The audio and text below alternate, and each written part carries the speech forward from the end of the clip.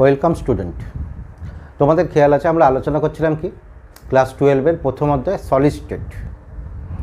এর আগে দেখো আমরা ইউনিট সেল বা একক কোষ সম্পর্কে বিস্তারিতভাবে জেনে এসেছি এবং একক কোষের যে শ্রেণীবিন্যাস অর্থাৎ একক কোষের বাহুর দৈর্ঘ্য এবং অন্তঃপৃষ্ঠীয় কোণের উপরে নির্ভর করে আমরা দেখেছিলাম একক কোষগুলো কয় প্রকারের হয়, 7 প্রকারের। এবং আরেকটা শ্রেণীবিভাগ আমরা করেছিলাম যে একক কোষের মধ্যে উপস্থিত কণার সংখ্যার অর্থাৎ কণার অবস্থানের উপর নির্ভর করে। কণার সংখ্যা বলার থেকে কণার অবস্থানের উপর নির্ভর করে বলাটাই ভালো। কণার অবস্থানের উপর নির্ভর করে এটা ছিল তোমার কি আছে 4 প্রকার। সিম্পল একক কোষ অর্থাৎ সরল একক কোষ, পৃষ্ঠকেন্দ্রিক একক কোষ, দেহকেন্দ্রিক একক কোষ, প্রান্তকেন্দ্রিক একক কোষ। এবং তোমাদের এটাও বলেছিলাম এই যে এতগুলো এই যে 4 প্রকারের একক কোষ পাচ্ছি কণার অবস্থানের উপর নির্ভর করে এবং তাদের বাহুর দৈর্ঘ্য এবং অন্তঃপৃষ্ঠীয় কোণের উপর নির্ভর করে আমরা পেয়েছিলাম কি 7 প্রকারের। দুটোকে সম্মিলিত করে আমরা 14 রকমের ইউনিট সেল পাচ্ছিলাম, যেটাকে আমরা কি বলেছিলাম, ভ্যাফিস ল্যাটিস। তো দেখো আজকে আমরা প্রথমে খুব একটা সহজ জিনিস নির্ণয় করতে যাচ্ছি, কিন্তু এই ব্যাপারটাকে একটু বেশ ইমাজিনারি তোমাদের দেখতে হবে ত্রিমাত্রিক গঠনটাকে, যাতে তোমরা সহজে বুঝতে পারো। আমরা আজকে নির্ণয় করতে যাচ্ছি যে দেখো ওই যে একক কোষ তার মধ্যে ঘনকাকার সিস্টেমের মধ্যে প্রতিটা একক কোষের অর্থাৎ তোমার কি আছে দেহকেন্দ্রিক, সিম্পল একক কোষ বা তোমার কি আছে বডি সেন্টার ইত্যাদি একক কোষের মধ্যে কতগুলো করে সংখ্যা আছে। দেখো ঘনকাকার কোষের বা ঘনকাকার সিস্টেমেও বলতে পারি, ঘনকাকার সিস্টেমের কোষে কণা সংখ্যা নির্ণয়, number of particle in unit cell in cubic system. প্রথমে এসছি দেখো আমরা সরল ঘনকাকার একক কোষ অর্থাৎ তোমার কি আছে যেটাকে আমরা সিম্পল ইউনিট সেল হয়েছে। অবশ্যই সেটা কোন সিস্টেমের ক্ষেত্রে, কিউবিক সিস্টেমের ক্ষেত্রে। এখানে একটা দেখো সরল এককাকার ঘনক কোষ আমরা এঁকে রেখেছি।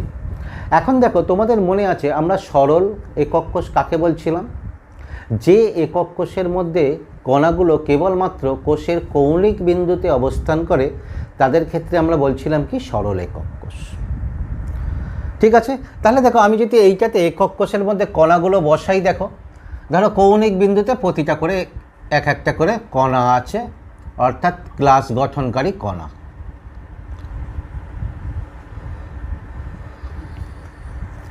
ক্লাস গঠনকারী কণা প্রতিটা বিন্দুতে কৌণিক বিন্দুতে আছে। এখন দেখো তোমরা সহজেই বলবে যে স্যার এখানে কৌণিক বিন্দুর সংখ্যা কটা আছে, 8টা। তাহলে 8টা কৌণিক বিন্দুতে একটা করে কণা আছে, তাহলে একক কোষে কণা সংখ্যা কত হবে, 8। ব্যাপারটা কিন্তু তা নয়। কেন তা নয়, খেয়াল করো এইটা একটা একক কোষ দিয়েছি, এর সঙ্গে আরও অসংখ্য একক কোষ চারিদিকে যুক্ত আছে। ফলে কোনো একটা কৌণিক বিন্দুতে ধরো আমরা এই সামনের পৃষ্ঠের এই কৌণিক বিন্দুতে এই কণাটার কথাই যদি বিবেচনা করি, এই কণাটা তোমার কি থাকবে, এর পাশে আরও কত চারিদিকে ত্রিমাত্রিক বিন্যাসে একক কোষ আছে।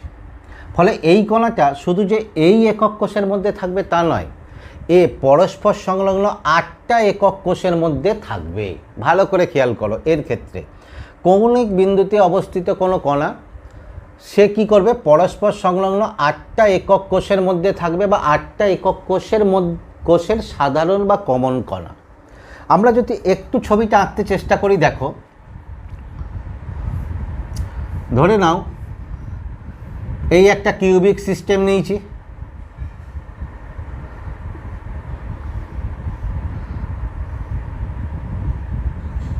এই কিউবিক সিস্টেম এর এই যে কিউবিক সিস্টেমটার এই যে সামনের দিকের অর্থাৎ সামনের দিকের তলের এই কৌণিক বিন্দুতে একটা একক কোষ দিয়েছি। প্রাথমিকভাবে আমাদের দেখে মনে হলো যে এই একক কোষটা কী আছে, কেবলমাত্র এই ইউনিট সেলে আছে, তা কিন্তু নয়। কারণ কি, এর এই দিকের পাশে আরও একটা একক কোষ আছে, অর্থাৎ তাহলে আমরা কি বলতে পারি,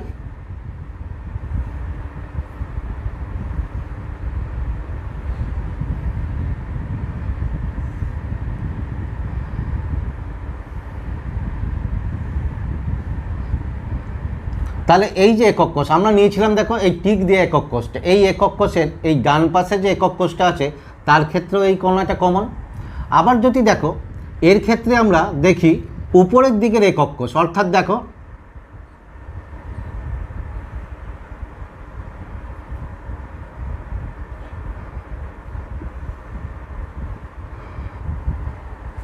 দেখো এই একক কোষের উপরে যে কণাটা আছে তার ক্ষেত্রেও এটা কমন। আবার দেখো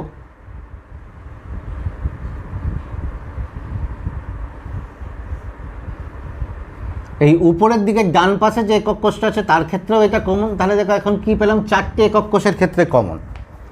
এর সামনের দিকে আবার 4টে একক কোষ থাকবে, তার ক্ষেত্রেও কমন। তাহলে দেখো আমরা কি দেখলাম, যে এই যে একক কোষ অর্থাৎ এই যে একটা একক কোষের মধ্যে দেখো এই কৌণিক বিন্দুতে আমরা যে কণাটা নিয়েছিলাম সেই কণাটা যেমন এর ক্ষেত্রে কমন ছিল, তেমনি একটা পাশাপাশি তোমার কি হবে 4টে একক কোষের ক্ষেত্রে কমন। এবং এটা কি নিয়েছিলাম দেখো কোন জায়গায় নিয়েছিলাম, কোষের সামনের দিকে অর্থাৎ এর সামনের দিকে। তাহলে এর সামনের দিকে কি হবে, আরও 4টে এরকম একক কোষ থাকবে। তাহলে এই কণাটা কি হচ্ছে, মোট 8টা একক কোষের ক্ষেত্রে সাধারণ কণা, অর্থাৎ তোমার কি আছে মোট 8টি একক কোষের সাধারণ, একক কোষের ক্ষেত্রে সাধারণ। তাহলে যে কোনো কৌণিক বিন্দুতে উপস্থিত একটা কণাকে আমরা কি দেখলাম, যে ওই কণাটা তোমার কি আছে পাশাপাশি উপর নিচে সামনে মোট 8টা একক কোষের ক্ষেত্রে সাধারণ। এখন দেখো কোনো একটা কণা যদি 8টা একক কোষের মধ্যে সাধারণ হয়, তাহলে একটা কোষে ওর অবদান বা ওর কত অংশ থাকবে, 1/8 অংশ। ভালো করে এই জায়গাটা বুঝবে যে কোনো একটা কণা পাশাপাশি উপর নিচে করে 8টা একক কোষের ক্ষেত্রে সাধারণ। তাহলে একটি একক কোষে ওই কণার কত অংশ থাকবে, বা একটি একক কোষে ওই কণার অবদান কত হবে, অবদান হবে 1/8 অংশ। কারণ কি, ওই কণাটা 8টা একক কোষের মধ্যে ভাগ করে আছে। ঠিক আছে, তাহলে কি হয়েছে, কৌণিক বিন্দুতে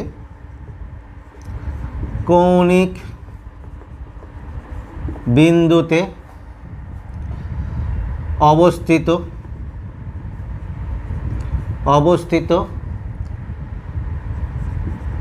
একটি কণার একক কোষে অবদান কত, 1/8 অংশ, 1/8 অংশ। ঠিক আছে, তাহলে একক কোষে একটি কৌণিক বিন্দুতে অবদান কত, 1/8 অংশ। তাহলে দেখো এবার তাহলে ঘনকাকার সিস্টেমের এই একক কোষে, কোন একক কোষে, সরল বা সিম্পল একক কোষের ক্ষেত্রে কণা সংখ্যা কত হবে, অর্থাৎ একক কোষে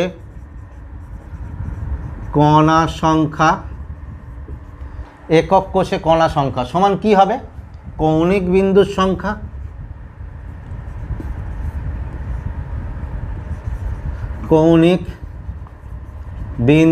সংখ্যা ইনটু তোমার কি হবে, প্রতিটা একক কোষে ওই কৌণিক বিন্দুতে কণার জন্য অবদান কত, অর্থাৎ 1/8।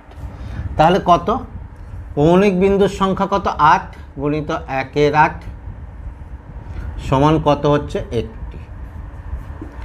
তাহলে আমরা কি দেখলাম, যে কোনো সরল বা সিম্পল একক কোষের ক্ষেত্রে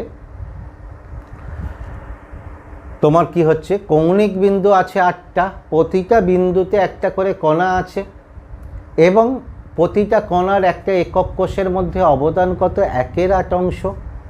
তাহলে ওই একক কোষের মধ্যে কণা সংখ্যা কত হবে, যে 1টি। বোঝা গেছে? আমরা পরের একটা নিই, দেখো তোমার কি হচ্ছে, দেহকেন্দ্রিক একক কোষের ক্ষেত্রে, বা তোমার আচ্ছা ঠিক আছে পৃষ্ঠকেন্দ্রিকটা আগে আলোচনা করি। এর পরের কোষটা দেখো পৃষ্ঠকেন্দ্রিক একক কোষ। তাহলে পৃষ্ঠকেন্দ্রিক একক কোষের ক্ষেত্রে কণা সংখ্যা কত হবে, তোমরা কি জানো পৃষ্ঠকেন্দ্রিকের ক্ষেত্রে কি জেনে এসছো, যে পৃষ্ঠকেন্দ্রিক একক কোষের ক্ষেত্রে কি হয়, 8টা কৌণিক বিন্দুতে 8টা কণা থাকে এবং প্রতিটা পৃষ্ঠতলে একটা করে কণা থাকে। তাহলে দেখো আমরা 8টা কৌণিক বিন্দুতে একটা করে কণা বসিয়ে দিই।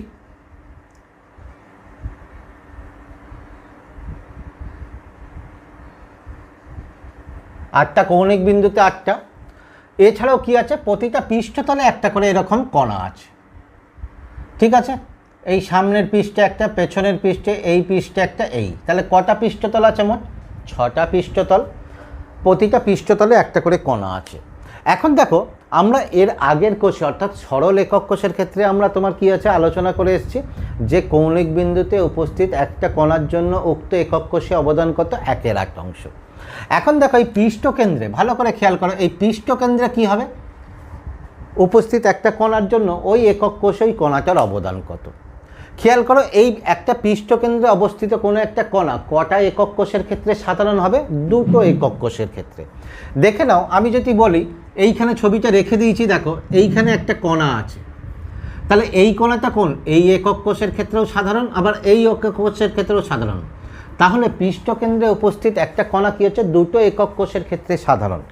যদি দুটো একক কোষের ক্ষেত্রে সাধারণ হয় তাহলে একক কোষে ওই কণার অবদান কত, আগেরটার ক্ষেত্রে যেমন শিখেছো তোমরা এখানে সহজেই বলে দিতে পারবে।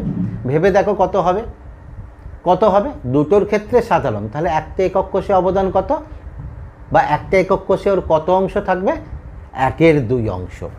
তাহলে দেখো পৃষ্ঠকেন্দ্রে উপস্থিত একটা কণার পৃষ্ঠকেন্দ্রে উপস্থিত কণার একক কোষে অবদান সমান কত, 1/2 অংশ। তাহলে এখন একক কোষে কণা কি হবে, একক কোষে কণা সংখ্যা কত হবে, কৌণিক বিন্দুতে উপস্থিত কণা সংখ্যা, অর্থাৎ এর কৌণিক বিন্দুতেও আছে, কৌণিক বিন্দুতে উপস্থিত কণা প্লাস কি, পৃষ্ঠকেন্দ্রে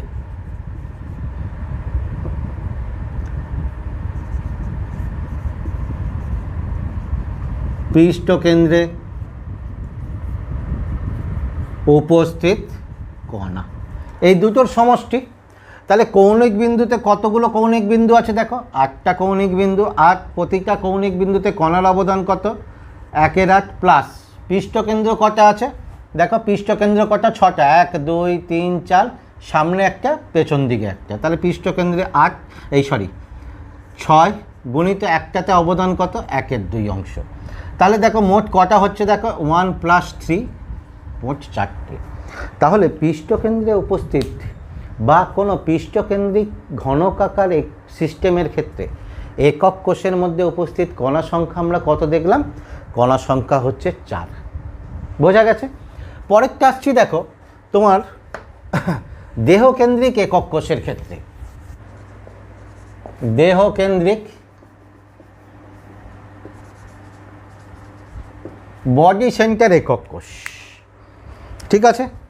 তাহলে বডি সেন্টার একক কোষের ক্ষেত্রে কি হয় দেখো, এর ক্ষেত্রে কি হবে, সাধারণভাবে প্রতিটা কোষের কৌণিক বিন্দুতে একটা করে কণা অবশ্যই উপস্থিত আছে। তাহলে আগে যদি এটা দিয়ে দিই দেখো, কৌণিক বিন্দুতে একটা করে কণা, এইটা ঠিক আছে।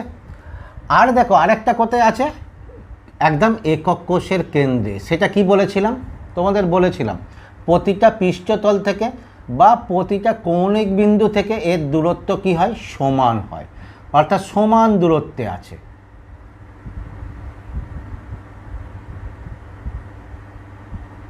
এই প্রতিটা কৌণিক বিন্দুতে সমান, সোজা কথায় তোমার কি আছে, যে একক কোষ তার মাঝে আছে।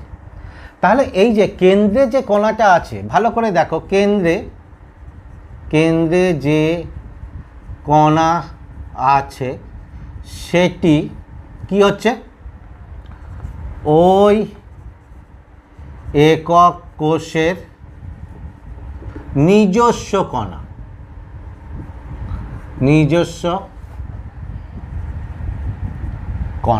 হয়েছে, ওই একক কোষের নিজস্ব কণা, অর্থাৎ ওই একক কোষটা ওই কোষের মধ্যেই কেবলমাত্র আছে, অন্য কোনো কোষের সঙ্গে ওর কোনো শেয়ারিং নাই, বা অন্য কোনো কোষে ওই কণার কোনো অবদান নাই।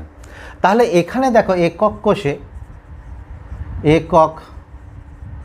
কোষে কণা সংখ্যা কত হবে, তাহলে কৌণিক বিন্দুতে উপস্থিত কণার জন্য কণা সংখ্যা অর্থাৎ কত, কৌণিক বিন্দু কত, 8, তাতে কণার অবদান কত, 1/8 প্লাস কেন্দ্রে উপস্থিত কণা, অর্থাৎ কেন্দ্রে উপস্থিত কণা, সেটা কত বললাম? কারণ ওই কণাটা, এই যে কণাটা, এই কণাটা কি আছে? কেবলমাত্র ওই কেন্দ্রেই উপস্থিত আছে। ঠিক আছে, তাহলে ওই কেন্দ্রে যদি উপস্থিত থাকে তাহলে সেইটা কি হবে? সম্পূর্ণরূপে ওই কোষের মধ্যেই আছে। অর্থাৎ তাহলে কত? এটার দেখো কত আসছে, 1 প্লাস এটার কত, 1, অর্থাৎ 2টি। অর্থাৎ 2টি কণা আছে কোথায়? তোমার কি হচ্ছে? দেহকেন্দ্রিক বা বডি সেন্টার একক কোষের ক্ষেত্রে। তাহলে 3টে একক কোষ আমরা আলোচনা করেছি। এবার দেখো আরেকটা রয়ে গেছে, তোমার কি আছে? প্রান্তকেন্দ্রিক একক কোষ বা তোমার এন্ড সেন্টার একক কোষ। এন্ড সেন্টার একক কোষে তোমরা জানো সেটা তোমার ঘনকাকার সিস্টেমের ক্ষেত্রে হয় না, টেট্রাহেড্রাল সিস্টেমের ক্ষেত্রে, এবং সেখানেও কণা সংখ্যা গণনা করা কোনো ব্যাপার না, কারণ সেখানে তোমার কি আছে? এই দুটো পৃষ্ঠে কণা থাকে। তাহলে আমরা পৃষ্ঠে উপস্থিত কণার কোষে অবদান গণনা করে দিয়েছি। অর্থাৎ পৃষ্ঠে উপস্থিত কোনো একটা কণা কী হবে? উক্ত কোষে তার অবদান কত হবে? উক্ত কোষে তার অবদান কত হবে? 1/2 অংশ। তাহলে এই পৃষ্ঠে থাকলে 1/2 অংশ, আর দুটো পৃষ্ঠে থাকে তাহলে 2 × 1/2, অর্থাৎ একটা কণা থাকবে। তোমরা যদি সেরকম যাই গণনা করে নেবে। আরেকটা তোমাদের বলবো এর সঙ্গে, যদি তোমার কি আছে? এই জায়গায় একটা কণা উপস্থিত থাকে কোনো ক্ষেত্রে, ভালো করে দেখো এই জায়গায়, অর্থাৎ তোমার কি হচ্ছে? কিনারাতে, ধাররেখা বা কিনারাতে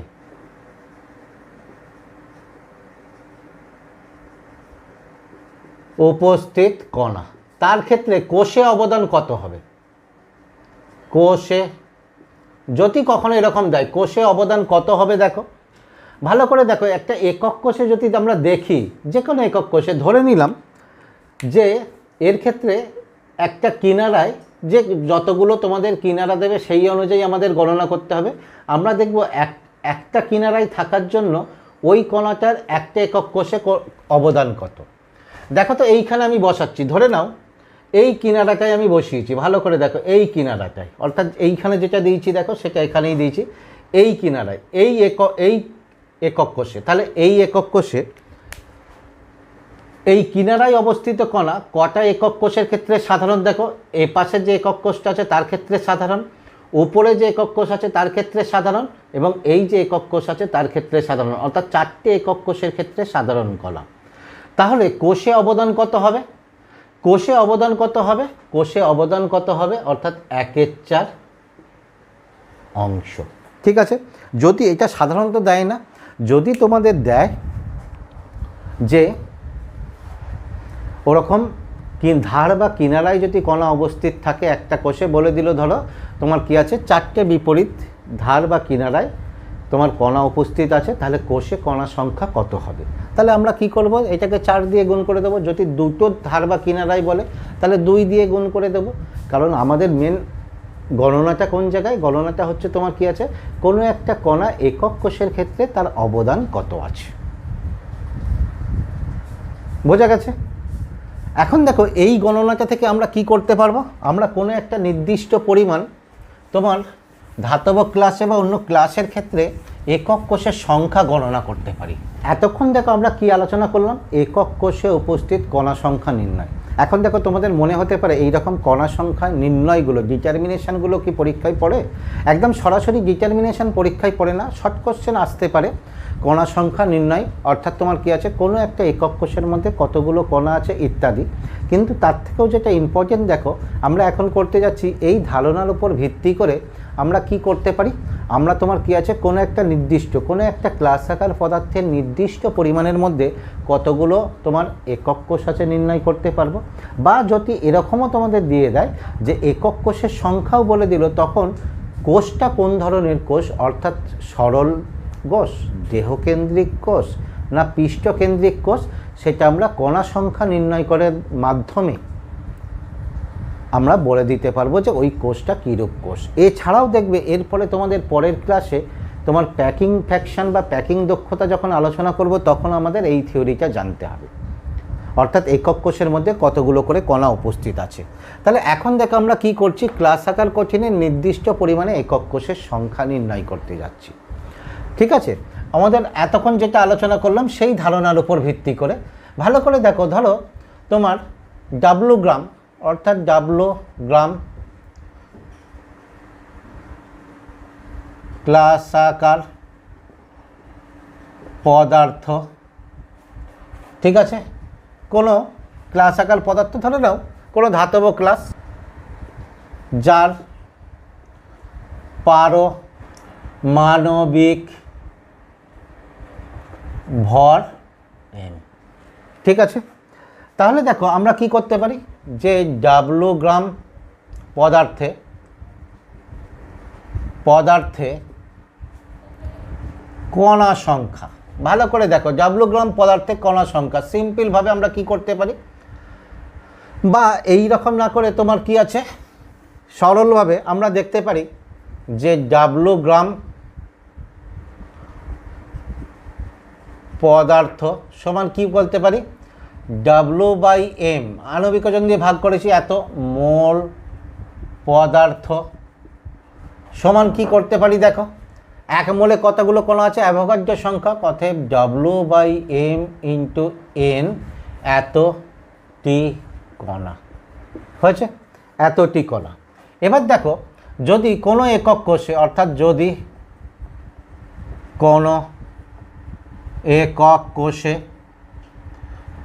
কণা সংখ্যা সমান জেড হয়, এই জেডটা কি, একক কোষে উপস্থিত কণা সংখ্যা, অর্থাৎ তোমরা এইমাত্র যেটা করলে সরল বা সিম্পল একক কোষের ক্ষেত্রে জেড কত, 1, ঠিক আছে। যদি তোমাদের কি হতো ফেস সেন্টার বা তোমার কি আছে পৃষ্ঠকেন্দ্রিক একক কোষের ক্ষেত্রে এটা কত ছিল, 4, দেহকেন্দ্রিক একক কোষের ক্ষেত্রে কত ছিল, 2 ইত্যাদি। তাহলে প্রতিটা একক কোষের মধ্যে কণা সংখ্যা এইটা, তাহলে তোমার কি বলতে পারি যে ডাব্লু গ্রাম পদার্থে, অবশ্যই ক্লাস আকার পদার্থে একক কোষের সংখ্যা, অর্থাৎ একক কোষ কতগুলো আছে, ঠিক আছে। তাহলে একক কোষ কত, দেখো একটা একক কোষে, ভালো করে দেখো একটা একক কোষে আছে তোমার কি আছে, জেড, তাহলে এতগুলো কণা কটা একক কোষে আছে, জাস্ট জেড দিয়ে ভাগ করে দিলেই হবে, অর্থাৎ তোমার কি আছে W/m × n / z, এতটি, দ্যাট ইজ WN/mz, এই এতটি একক কোষের সংখ্যা হচ্ছে এতটি। এবার দেখো কোনো ক্ষেত্রে তোমাদের এরকম দিয়ে দিতে পারে যে তোমার দিয়ে দিল এই জেডটা দিল না, দিয়ে দিয়েছে ডাব্লু গ্রাম পদার্থের মধ্যে কতগুলো তোমার কি আছে একক কোষ আছে, তাহলে তখন অর্থাৎ এই সংখ্যাটা দিয়ে দিয়েছে, তখন আমরা কি করতে পারি, এই পরিমাণকে এই সংখ্যা দিয়ে যদি ভাগ করে দিই তাহলে আমরা জেডটা পেয়ে যাব, জেডটা পেয়ে গেলেই একটা একক কোষে কণা সংখ্যা কত আছে পেয়ে যাচ্ছি। যদি আমার কণা সংখ্যা বেরোয় ধরো 1, তাহলে আমরা কি বলতে পারি যে ওটা সরল সিম্পল একক কোষ হবে। যদি কণা সংখ্যা বেরোয় 4, তাহলে আমরা কি বলবো, পৃষ্ঠকেন্দ্রিক একক কোষ হবে। ধরে নাও আমি একটা উদাহরণ সহ আলোচনা করছি একক কোষের সংখ্যা নির্ণয়, তোমাকে বলে দিল যে 9.2 গ্রাম সোডিয়াম ক্লাসে একক কোষের সংখ্যা নির্ণয় করো, অর্থাৎ 9.2 গ্রাম সোডিয়াম ক্লাসে একক কোষের সংখ্যা নির্ণয় করো। দেখো খুব সিম্পল, 9.2 গ্রাম সোডিয়াম সমান কত, 9.2/23 পারমাণবিক ওজন, এত মোল সোডিয়াম। তাহলে এত মোল যদি সোডিয়াম হয় তাহলে এখানে আমরা কি দিতে পারি, 9.2 × 23 ইন্টু অ্যাভোগাড্রো সংখ্যা, অর্থাৎ 6.023 × 10⁻23, এতটি সোডিয়াম কণা, অতএব হ্যাঁ একটা জিনিস দেখো, এত গ্রাম সোডিয়াম ক্লাসে একক কোষের সংখ্যা নির্ণয় করে দিয়েছি, এর সঙ্গে আরও একটা যোগ করতে হবে। কি যোগ করতে হবে, যদি সোডিয়াম ক্লাস কি করে, ধরে নিলাম যে কোনো একটা ক্লাস, সোডিয়াম ক্লাস দেহকেন্দ্রিক ক্লাস গঠন করে যখন, বা বলতে পারি Na দেহকেন্দ্রিক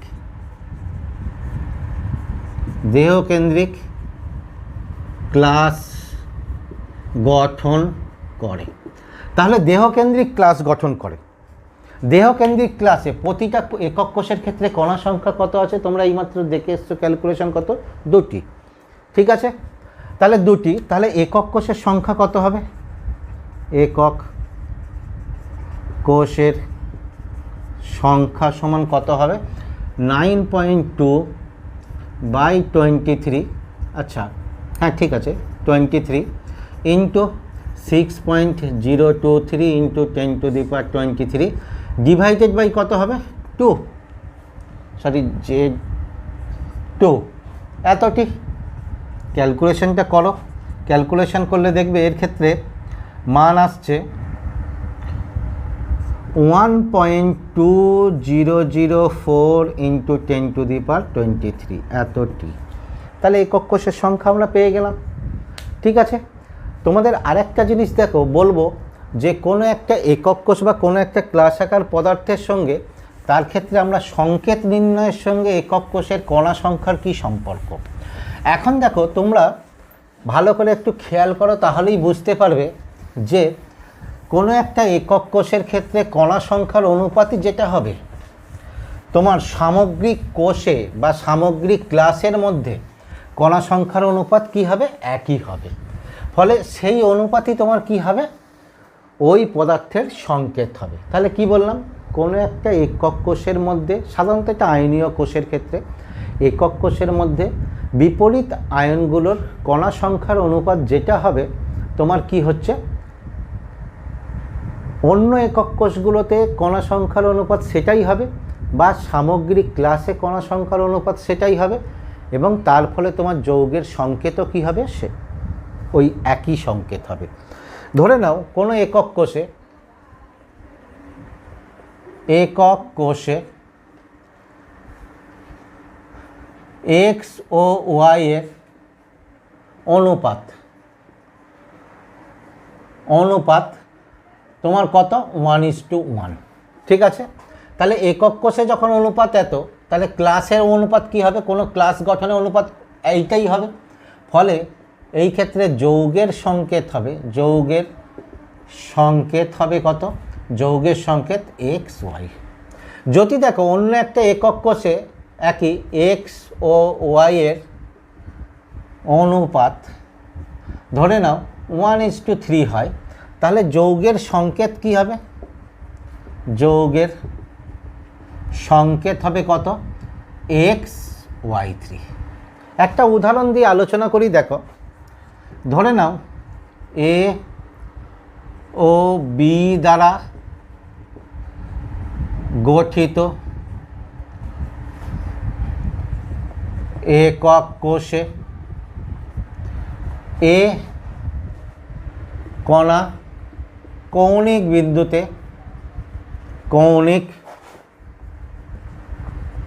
বিন্দুতে এবং বি কণা কি হয়? পৃষ্ঠকেন্দ্রে বা পৃষ্ঠতলে, সব পৃষ্ঠতলে উপস্থিত। তাহলে যৌগের সংকেত নির্ণয় করো। যৌগের সংকেত কি হবে? যৌগের সংকেত কি হবে তোমরা দেখেই বুঝতে পারছো, যেহেতু পৃষ্ঠতলে বলে দিয়েছে, তাহলে পৃষ্ঠকেন্দ্রিক একক কোষ। তাহলে একক কোষে কতগুলো এ আছে? দেখো একক কোষে এ আছে কত? দেখো এ কোথায় আছে? এ কণা কোথায় আছে? কৌণিক বিন্দুতে। তাহলে একক কোষে কটা এ আছে? কৌণিক বিন্দুর সংখ্যা 8। একক কোষে তোমার তার অবদান কত? 1/8, এতটি সমান 1টি। একক কোষে বি আছে কত? পৃষ্ঠতলের সংখ্যা, পৃষ্ঠতলে আছে বি, দেখো পৃষ্ঠতলের সংখ্যা 6, প্রতিটাতে অবদান কত? 1/2, এতটি সমান কত? 3টি। তাহলে দেখো একক কোষে